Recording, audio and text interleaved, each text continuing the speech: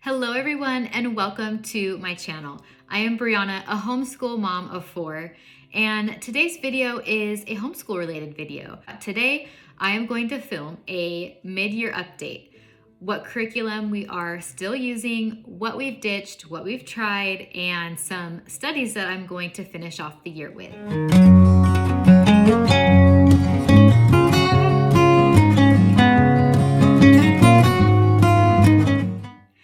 So like I said, I am a homeschool mama to 4, a preschooler, a kindergartner, a 4th grader, and a 6th grader. Now let's just jump right in and start with morning time. Morning time is where we gather together at the kitchen table and we do things like Bible, we talk, and just kind of linger together while we eat breakfast. Sometimes we already have eaten breakfast, but we're still gathering around our kitchen table. But it is one of my most cherished times in our homeschool. It is what I look forward to each day. And what we do is we start out with Bible. And this year we are using Foundations of the Bible. Now I can't remember on my last video at the beginning of the year if I mentioned anything about this. We are almost finished. We are on week 20 or maybe 19. Let me see. We are on, week 20. And we have a total of 24 lessons in here. So we have done a big bulk and a big chunk of this book. And let me tell you, we have loved it. So this is Driven by Grace. And she followed Bible questions from Classical Conversations. In the forum, there are questions for the Bible, like Bible questions that you could add into your memory work, and they're for cycle 1, 2, and 3. And this one is volume 2, and it goes along with the cycle 2 Bible questions. We definitely will be doing volume 3 next year with CC cycle 3, just because we have thoroughly enjoyed this. So we start out each day with a Bible reading, and the reading goes along with what we are going to be learning. So I break it up, one lesson for 4 days. We have our CC day on Monday, and then the Tuesday, Wednesday, Thursday, Friday are our days that we do school at home. So I just opened up to lesson 10. So I'll give you an example here. So our Bible reading, we would do this first one. Now this one has a lot of different portions of the Bible that we should read, and I will try to cram in as much as I can because I want to listen to all of it.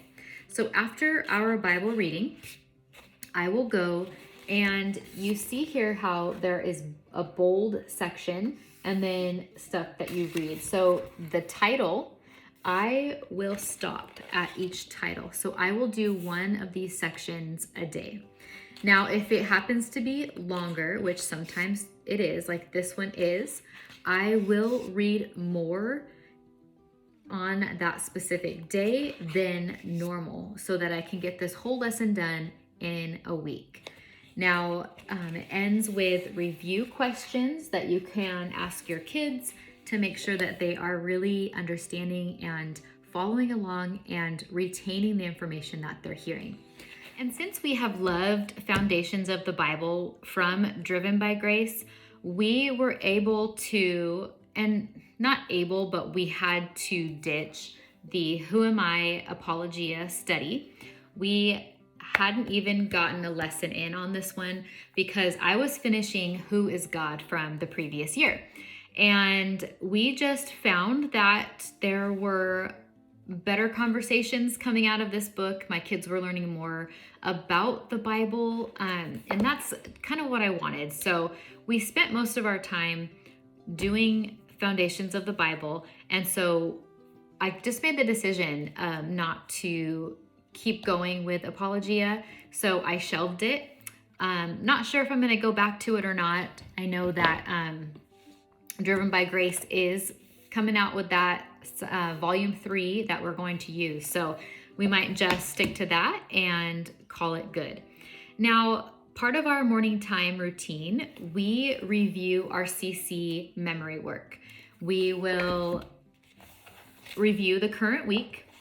So let's say week 20, we will go through all of it, and I will sing timeline, teach motions. The geography, we will turn real quick to the map that I have here in the book. Sometimes we pull out the placemats, and then if there is extra time that day, like say Bible didn't take a long time, I will go to my proof sheets in the back of the guide here and review past week's memory work so that it still just sticks in their head. Now, I won't review all of the year in one day because that just takes way too much time, especially since we're on week 20. That is a lot of information. So I break it up throughout the week, and that seems to work for us.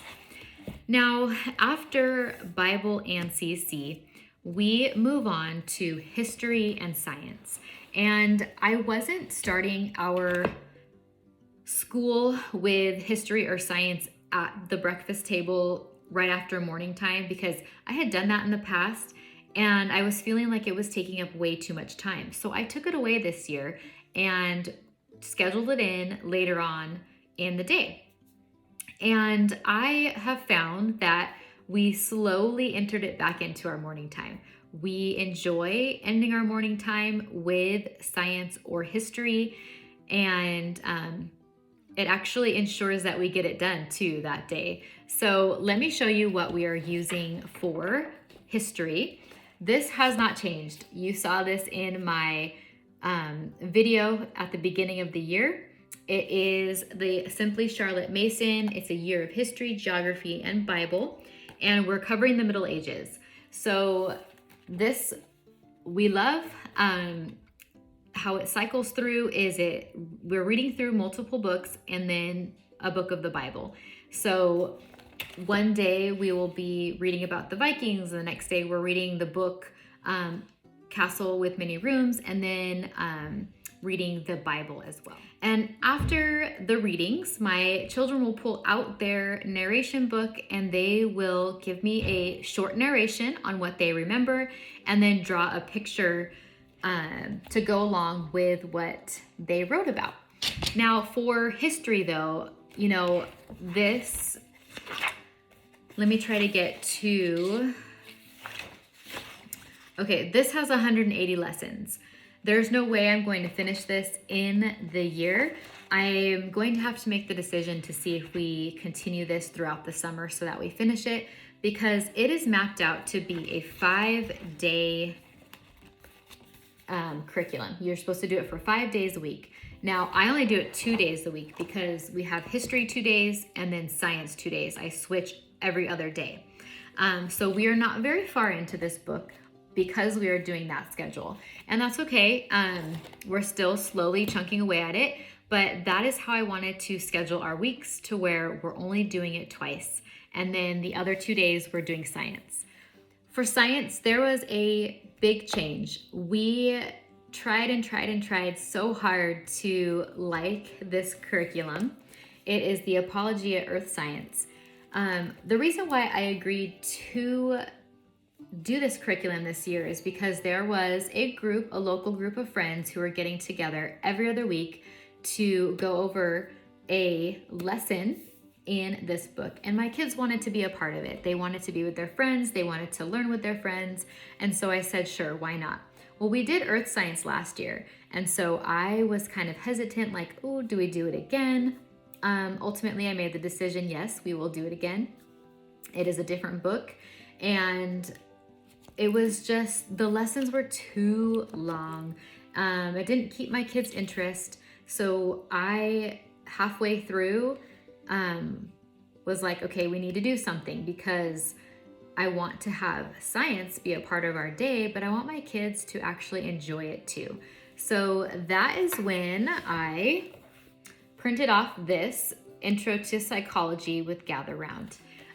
It keeps my children super interested. They were actually the ones that picked out this unit because they wanted to learn about the brain and all of the things that have to do with it, like behaviors and dreams and all of that. So it really intrigued them. We started off strong on this unit where we were listening to the lesson, and then the kids would pull out their student notebook and they would fill out the pages. So for the student notebooks, I haven't really required them to do them for the last few lessons. It has been nice just to listen to the audio for this and then just talk about it after, and not having to worry about that extra book work, since we already have a lot of stuff that we are doing with their independent studies. I felt like this was, it was a good science add-on, but they didn't need all the extra book work that went with it, and that's okay. And then recently I found the Sassafras Science Adventures, and I bought all of the volumes because it looks really fun. And I wanted to do the anatomy one next year because that's what we're going to be studying in cycle 3. But we couldn't wait. So I ordered the MP3 for this too, so that we could sit and listen to the audio like an audiobook. So what I do on science days is we listen to this one first, and then the kids grab those narration notebooks. We have it sectioned to where the history portion is in the front and then the science portion is in the back. And so whatever we're learning about in this book, like in the story, I'll have them draw about that animal and then write a sentence about it and then give the classification. So let me give an example. In the book, it gives you the SciDat, science data, of the animal. So classification, name, food, and location. So I'll have them start their page off with that. And then any interesting like facts that were in the story, they will write down also. So example of like, what are the characteristics of a mammal? What are grasslands? Tell me more about this lion. Like, what is a lion? Like, what does the lion do? So they do that. And then there's the cheetah. And so we're not too far into this because we started this actually last week. But we are enjoying it and we really do like it. So when I purchased these, I only purchased the books and the MP3 file to listen to. After spending a week in this, I am going to purchase the teacher guide just so that I can have some extension activities and ideas and things like that to go off of. I wasn't expecting like everyone to like it so much, so that's why my intention at first was just like, okay, it's a fun story, let's just listen to it and learn a little bit, but they ended up liking it, so that's why I'm gonna get the teacher's guide to go with it. So we're gonna finish off the year with zoology. We're almost done with psychology, so this is going to be what we're going to finish off with. And then next year, so volume 2 is actually anatomy, and it's perfect because we'll start the year off with anatomy to go along with our cycle 3 of CC. All right, so that concludes morning time. Now, there are rare mornings where while I am making breakfast, I'll turn on an audiobook. So sometimes that is a part of our morning routine. But what I just showed you is pretty much it and what we do and what we go over. So then after morning time, we kind of break up, we do our chores, we get dressed, and my older boys will go and sit down and do math. So they are still doing, I just grabbed the solution guides, Math Saxon 5.4 and 7.6. They use Nicole the Math Lady. It has been such a lifesaver. So if you are ever on the fence with getting Nicole the Math Lady, I would totally recommend that you do, because she is pretty much their teacher. She teaches them the lesson, then they go over the lesson, and anything that they get stuck on or any other questions that Nicole the Math Lady can't answer for them at that time, that's where I come in. I come in at the end and we go over what they still need to review and learn. So then after I do that, I will head on upstairs and do school with my littles. And my littles are a preschooler and kindergartner. So let me tell you about my preschooler really quick, because I had so many great intentions on using a Becca for her, and it was just too much for her. So I ended up taking that away, and I was researching, okay, what could I use that would be fun for her? And so I stumbled upon Simply Charlotte Mason's preschool box that they send you once a month. So for a few months, we were getting these boxes sent to us, and it was nice. It was really gentle. It was she enjoyed it, but I felt like it wasn't enough. So we were doing that box, and then I kept some of the like K4 workbooks from Rebecca that were like more coloring that she enjoyed, and then the handwriting one, where I don't make her do that all the time, because in preschool, I feel like she should learn how to write her name, and maybe that's it. So, so I kept those. So she was doing that for a while. And then the box, I was like, I don't really know if I want to do this anymore, because they would include a book in the box. And I have so many books that I was getting like duplicates. So then we canceled that subscription, and I started using Letters and Numbers from Gather Round. One of the main reasons why I decided to use this one is because I already had it. I used this with one of my children last year, or maybe it was the year before. I think it was the year before. So I already had it. So I just reprinted out the student sheets and pulled out the teacher guide, and she loves it. She really enjoys going through it. So that is where we're at right now, and that is where we are going to finish the year off with my preschooler. So she is doing Letters and Numbers by Gather Round, and then also she is still working in her Becca handwriting, and that I call it a coloring book, but I think it's like a Think and Learn book or something like that. I should have pulled it so that I could have shown you. But for my kindergartner, we are still doing My Father's World, God's Creation from A to Z, and I love this curriculum. You guys, this is so good. I will have to do a separate video on this, showing you how I organize everything and how I'm using it, and how maybe even do a day in the life, because this brings me so much joy. I say that morning time is a highlight of my day. This is as well. The pure joy of learning how to read with my son. He is 6 and he is just learning, and this is such a gentle approach where he will just get so over the moon excited, and it just brings me a lot of joy. Okay, so now for my older boys, their individual studies. I didn't grab my curriculum for Essentials. It is part of the Classical Conversations, but we do the EEL as well as the IEW writing program that they have. So I can't show you those, but we are doing that. They are also doing this Bible study right now. This hasn't been a whole year thing. I just gave this to them.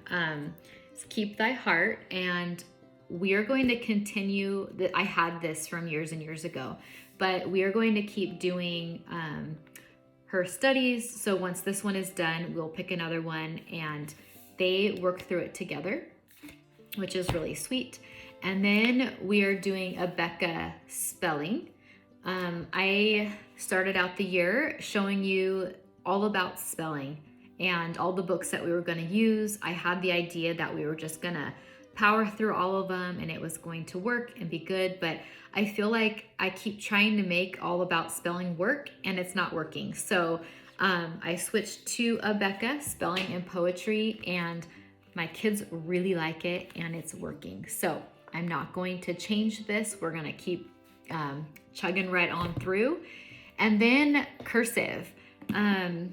Catch On to Cursive by Master Books. This is a really big book, but it's neat because it is cursive, yet they're also teaching you things. So there is even scripture in it. So what they do is they read through the pages that they're on, and then they'll do the cursive, and they'll do about 6 pages a day. And then afterwards, I will ask them, okay, what did you learn? What did you read about? So that I know that they're actually reading this and retaining it. Okay, we have Fix It Grammar. Another good one. If you need something that is easy and it's gentle, it doesn't take a long time. So I've done it to where, okay, so how, I'm like, let me explain from the beginning. So how they do it is they'll have a week and it's marked day 1, day 2, day 3, and then day 4. And then it will go on to the next week, give the explanation, and then day 1, day 2, day 3, day 4. Now, I have done it to where we do 1 a day. I've also done it to where we do a whole week in 1 day. It just depends on what the week looks like. There was a time where I was like, oh, I'm feeling kind of behind, so let's do a week a day. And they were okay with that. So how this works is it will give you a vocabulary word, and then your child will have to pick out 2 articles, 3 nouns, 1 who, which clause, 1 capital, and 1 end mark. And they will just underline for the capital, do the end mark, and then label each word that they're supposed to. And then in their book, down at the bottom, it has a space where they have to write the sentence again. And then I will go over the vocab word and tell them what it means. And then we move on to the next day.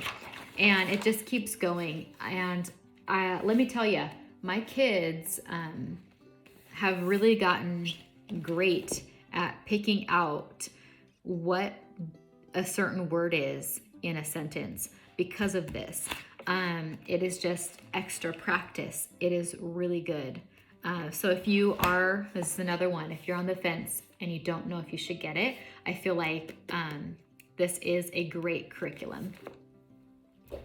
Okay, so the last thing that I want to show you of what we're using is all about reading. My 4th grader is finishing this. He is almost done.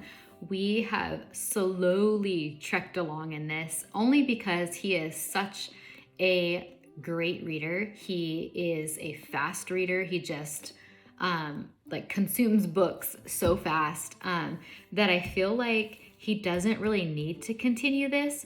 But every time I pull it out to do like the next lesson, I'm like, okay, yes, I'm glad that I did that because you did learn something there. So like I said, we only have a few lessons left and then we will be done with this for the year. But this is a great curriculum too. I have used it for 2 of my children.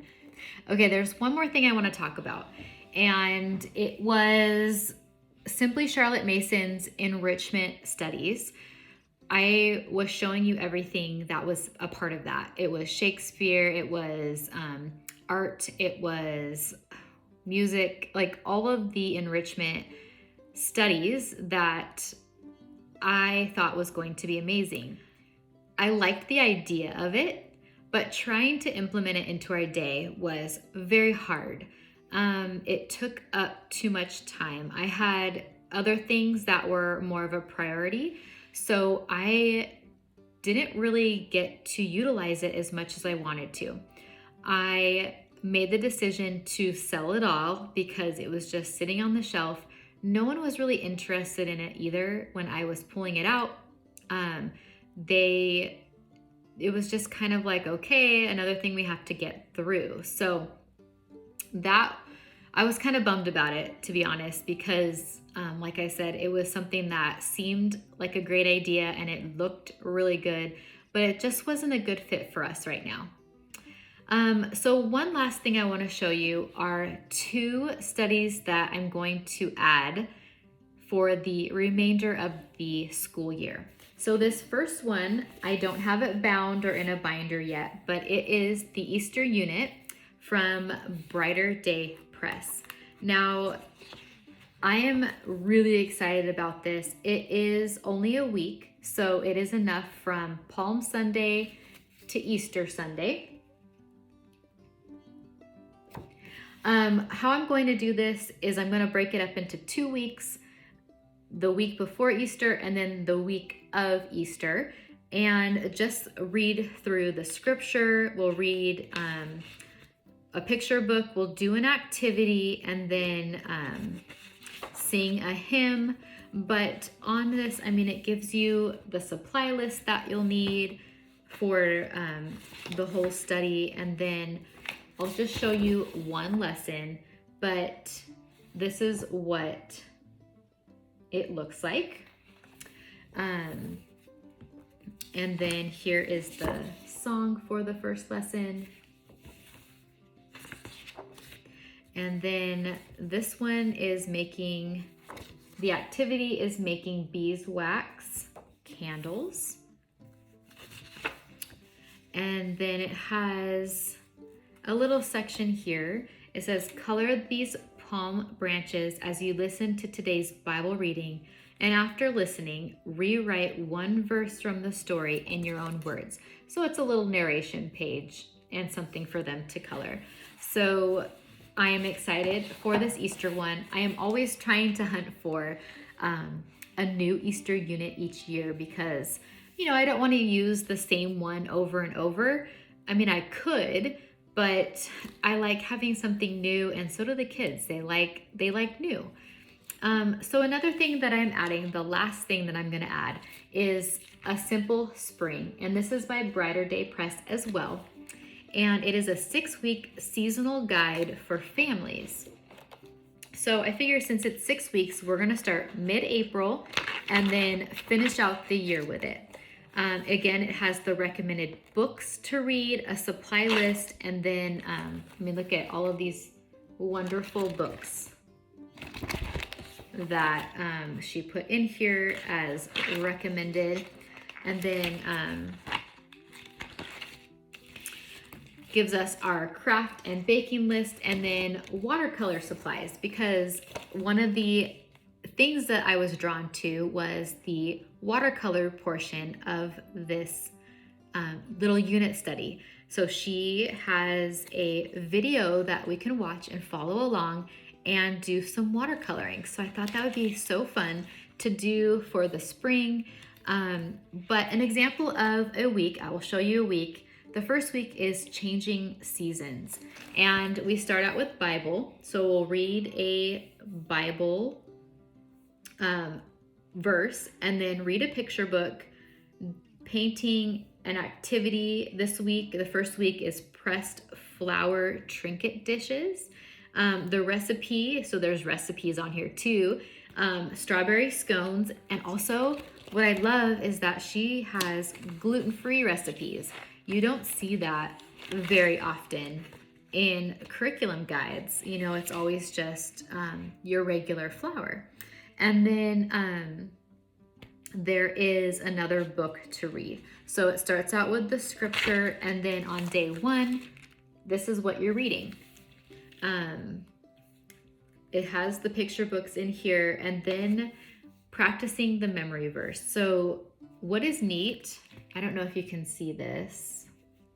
Do you see how this scripture is broken down into just the letters of the first word? And that is a way that she memorizes scripture. So we're gonna try it out. We're gonna see what it's like. So again, this is just full of goodness for the spring, and I am very, very excited to add it into our day. All right, you guys, that is all that I have to show you. I hope you enjoyed seeing what has stuck in our homeschool, what we enjoy, what didn't work out, and what we're going to be adding. I know that with homeschooling, that is just the name of the game, trying to figure out what's working for your family and what's not working. But if you guys have any questions for me, please let me know below. You could also follow me over on Instagram at Liberty Schoolhouse. I talk to people in messages all the time over there, and it is fun to talk with you and just to know that we're not alone in our homeschool season. So I plan to make more homeschool videos, so be on the lookout for those. But until next time, I hope that you're having a wonderful school year, and I will see you on my next video. Bye.